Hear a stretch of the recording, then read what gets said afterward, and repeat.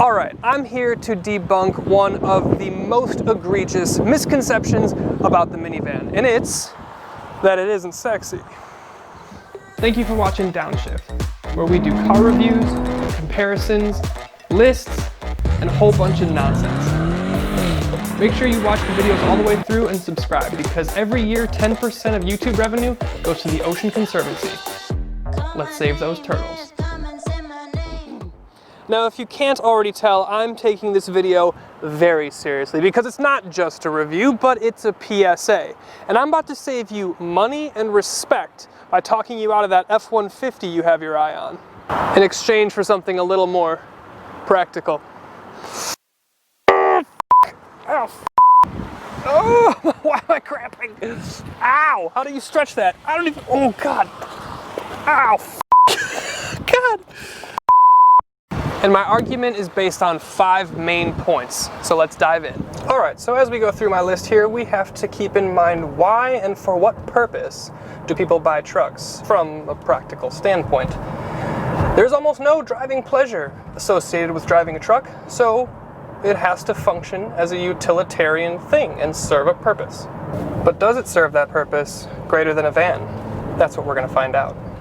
We'll start with the first and most obvious point, and that's towing. If you get a pickup truck, you can tow upwards of 10, 15, even 20,000 pounds depending on what you get.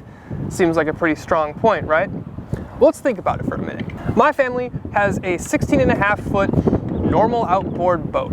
It's about 3,000-ish pounds, and it's probably, conceivably, one of the most average and common things that you can tow. And you know what we tow it with? A minivan. The Honda Odyssey that my parents have is from like 2011, and it's been totally fine. No need for a transmission cooler, no need for added brakes, no need for extra diesel or upgraded chassis or anything like that. It does just fine. So unless you need a massive Malibu wake boat, or your job requires you to tow massive trailers, you probably don't need much more than a van. The average van is typically rated between 3,500 and 4,000 pounds towing capacity. Which brings me to point 1A. We have to talk about payload because towing and payload typically go together. Now, at the back of any truck, you'll find a large half metal box that you can put stuff in. And for the life of me, I can't think of any place on a van that sounds like that. Additionally, the people putting the Lear hoods over their truck bed, you're making that point for me, so thank you. Plus, let's think of it this way. Half the time you want to put stuff in the truck bed, it's usually stuff that you care about. So you'd like it to be somewhat protected. Well, the nice thing about this van is that it's carpeted back here, so you don't have to worry about things sliding around on metal or a spray-in bed liner and getting all scratched up and ruined. And what's more is I've personally moved over 6 or 7 times in the last 10 years, and there's never been something that would fit in a truck that doesn't fit in the van.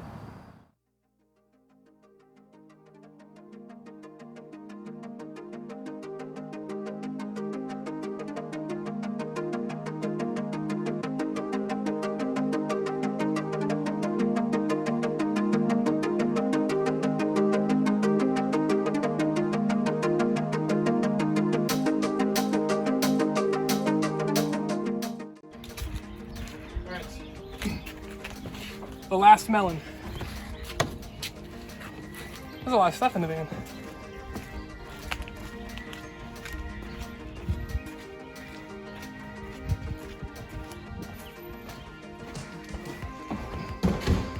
All this was in the van. I can't believe this. It was so hard to tell when we were packing it up how much was actually in it. I knew there was gonna be a lot, but wow. Yeah. Could you get all this in a pickup truck? That's the question.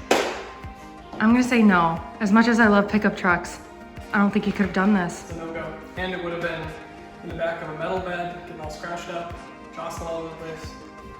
Vans. Well, Matt, what about mulch and dirt and all the stuff I have shoveled into my pickup? All right, yeah, you got me. The once every 3 years that you need to dump a pile of mulch or dirt into your truck, you picked the right vehicle. Personally, I'll rent my truck for that day. Yes, you could put a tarp down in your van, but who wants to ruin the nice tailgate of a van? I'll just put the 3rd row up. Super simple.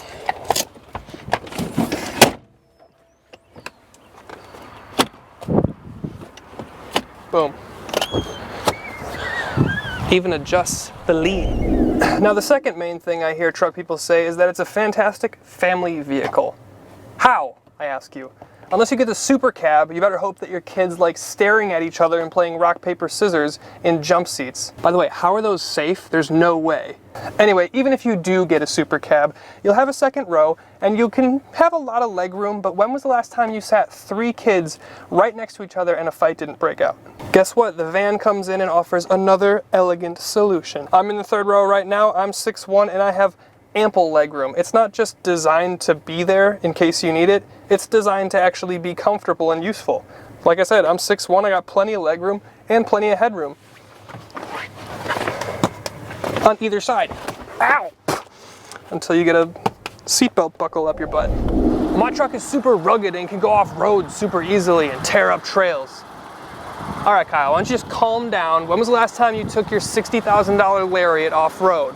And plus, a lot of the off-roading that people need to do is when they need to park in a field for Blueberry Festival or whatever, and the all-wheel drive system on the Sienna is going to get you there just fine. Well, my truck is huge, which makes it safer in a crash, right? Well, that leads me to number 4 on my list, and it's one of the really common things that I hear, especially from truck owners and people that really are into big SUVs. The thing is that when people sit up high and they have a lot of visibility, they feel safer. And to be totally honest, this is basically just a big glass box. Granted, you're not sitting up high, but the visibility is great and I don't ever feel unsafe at all. What it really comes down to is that there's actual data and statistics that have been provided and studies that have been done on the safety of vehicles. There's rankings. The most safe vehicles on the road are Volvo, they don't make a pickup truck, and Mercedes-Benz, who makes one pickup truck, and it's in Europe. So, will your big truck really save you more than a van? Not necessarily, maybe.